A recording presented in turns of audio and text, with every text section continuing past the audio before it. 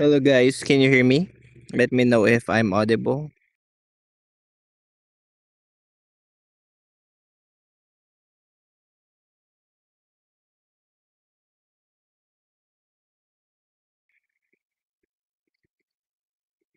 Thank you so much for responding. So yes, I will not hold you much. I will not hold you too long for this class since you have to be prepared nga sa sabi ng government. There might be aftershocks or earthquake na may experience natin. So here our topic is love for country and good citizen.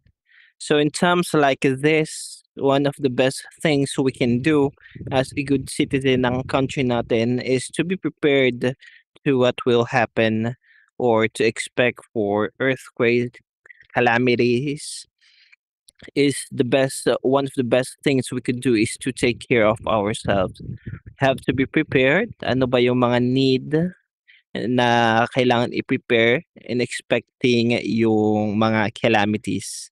If you see in Western context, in West, they have this emergency kit.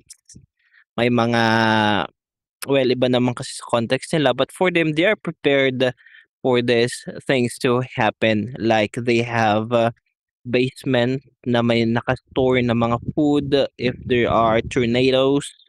And also may mga kit sila na puwede na nilang dalhin kapag may mga earthquake, tulad ng earthquake or any, other calamities for them to be able to have emergency food and all the things that they need, power, flashlights, water. So for us Filipinos, medyo mahirap kasi yung context natin kasi nga hindi lang naman ito yung, parang naging issue natin. Parang, ang daming issue ng Pilipinas, but earthquake is less expected. That's why kapag may mga calamities tulad nito, hindi naman tayo tulad ng western context na, malaki yung or kaya natin, may kakayahan na mag-store ng mga food. May mga context or may mga kapwa Pilipino din tayo na hindi rin talaga able to have those emergency kits. But here are the tips that we can have even though a student like you can prepare. So, if yung napapansin ninyo may emergency kit din kaagad yung Pasig. So, hindi naman tayo Pasig na maibibigay yung mga government na emergency kit. So, we have to prepare our own. So, that is one of the things that you could do to be involved also na ma-minimize yung casualties or yun nga, even yun nga kasi nga naghihirap ang ating bansa dahil nga sa mga leaders natin na palpak. So we have to prepare on our own also. One of the things that we can prepare is to prepare a backpack actually, put all the necessities like water, if you have power bank, para sa mga phones ninyo, flashlight if meron, emergency flashlight, and some um processed food like dilata or couple of dilata biscuits. And also if you have medical kit, emergency medical kit, that will be better also. So actually sa amin dito sa bahay nag-prepare na kami, nakalagay dun sa malapit sa may door just in case talaga na may lindol or any casualty, any calamities. So here actually for me I prepared yes, the water, my power bank, and yung couple of canned goods and biscuits, mga skyflakes or mga skyflakes and other meds na pwedeng makatulong kapag may mga casualties. Dito kasi sa CDO sa Mindanao where I'm staying at as of now is that naka-experience na kami 3 beses na lumindol. So medyo malalakas din. But yun nga unlike Cebu na talagang malakas yung sa Cebu. Pero sa amin talagang mararamdaman mo. So it's really alerting yung mga bagay na ito. Tapos may mga tsunami warning pa dito sa Mindanao. And also I do believe that sa mga places sa atin diyan sa Luzon na malalapit sa dagat ay may mga naka-experience ng earthquake or kung saan nagkaroon ng earthquake is may mga warning din of tsunami. And not only that, but also ano nga yung if you encountered yung post or balita sa social media that it's not just actually sa Luzon kasi NCR, hindi lang naman kasi earthquake yung calamity ngayon. So ngayon daming na-experience, madaming calamities ngayon sa Manila like may mga recent na sunog dito din sa CDO, may mga sunog. So parang ang daming issues ngayon sa Philippines ng sunog din. So we have to be very careful in regards to that. Make sure that your powers are not or yung mga outlets ninyo ay hindi napapabayaan and also not overload. So at least we'll make sure na you have the responsibility to do that in your own place. So outside naman yan, may mga instances talaga na hindi natin makontrol. May mga irresponsible din talaga na mga tao but at least in our own home we'll make sure na responsible tayo and safe yung mga wirings natin. So yes, we have to be very careful also with ourselves, take care of ourselves, and also yes, let's be knowledgeable kapag may mga calamities like earthquake and sunog. Ano ba yung need natin na gawin sa 'di ba sa earthquake yung mag-duck ka, mag-cover and yun nga yung mga basic lang na emergency na response sa mga sunog at also sa mga earthquake. So there's a lot of things that we can do. I mean, there's a lot of things that are happening here in the world. Sometimes napapa-question yung mga matatanda like mabilis nang malapit na magunaw ang mundo. I heard that actually once once I was walking around the street, yung nagtitinda ng candy, yung mga sigarilyo. So nag-uusap yung dalawang matandang babae and they talk about this past na event o nangyari dito sa ating bansa like yung mga storms, yung mga pagbaha, yung mga earthquake and the landslide, also the fire na nangyayari dito sa ating bansa is that they are really checking. Malapit na yung malapit na magunaw ang mundo and I see some videos also in social media na kapag yun nga kawawa, I hope na they are safe. Those who are working in the buildings, yung mga construction sa mga matataas na building, if you watch that video, what's the first thing? If napansin nyo, what's the first thing na nasabi nila? That was the time that they check on themselves. They ask for protection from the Lord. They are crying, Lord. I think that was in Cebu. Says, Tabang Lord.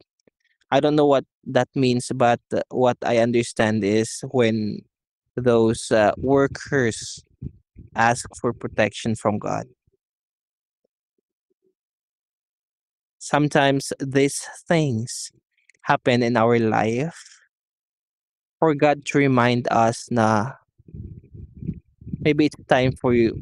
Maybe it's time for us to check on ourselves.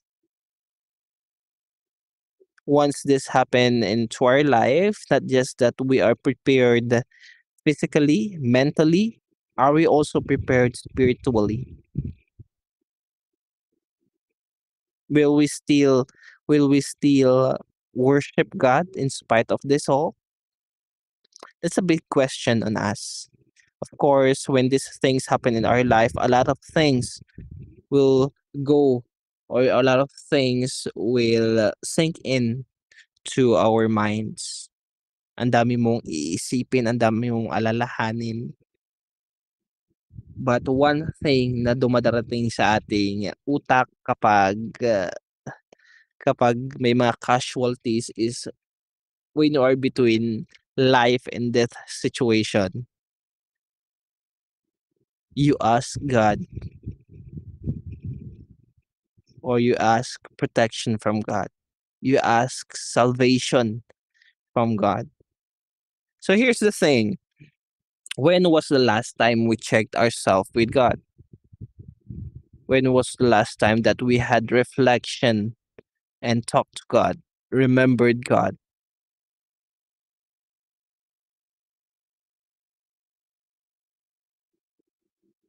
If you just prayed today, that's good. If you just had your devotion today, prayed to God, talked to God, if you're doing that every day, I'm glad. I'm glad that you're doing that. Here's the thing. How about the others?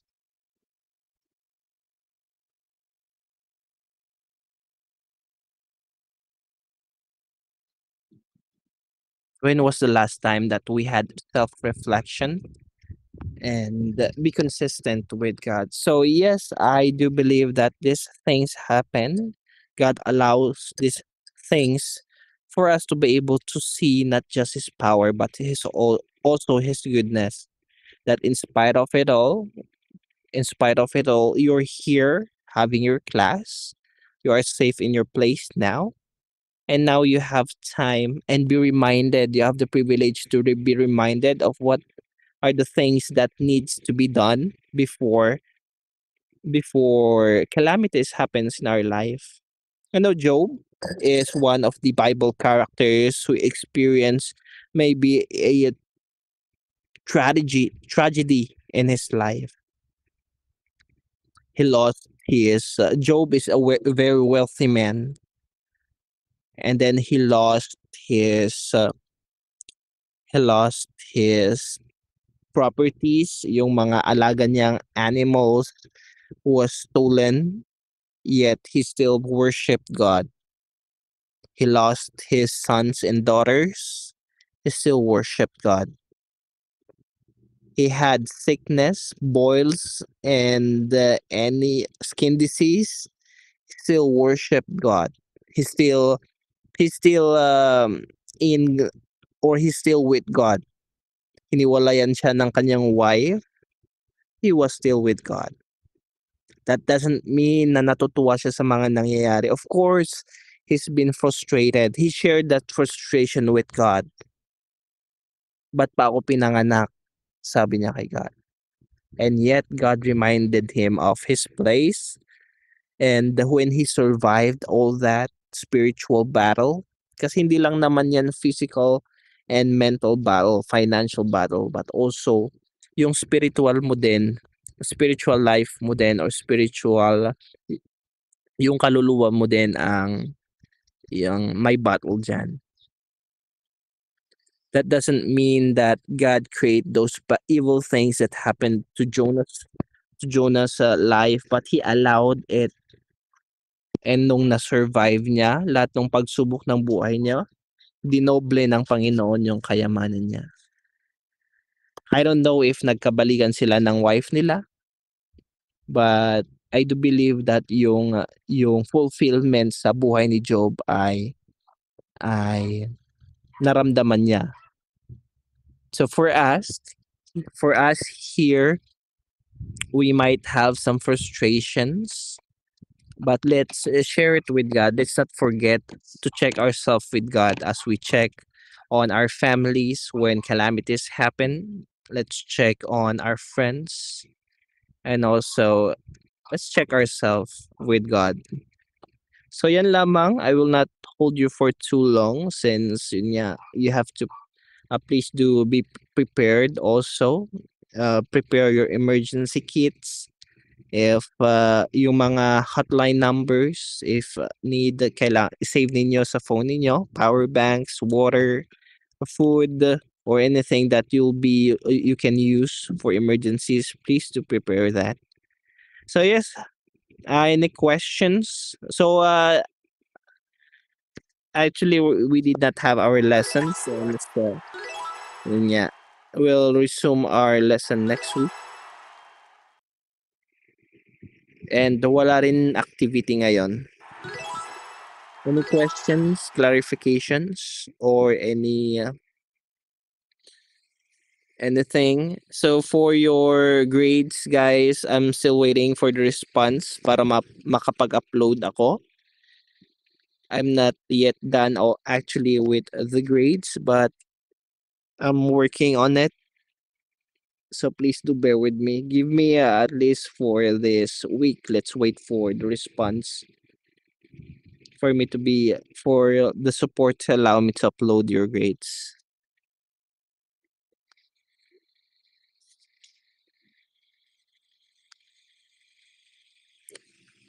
All right, if wala na, I would not take much of your time. Have a wonderful day and bye for now. Be careful, guys. God bless.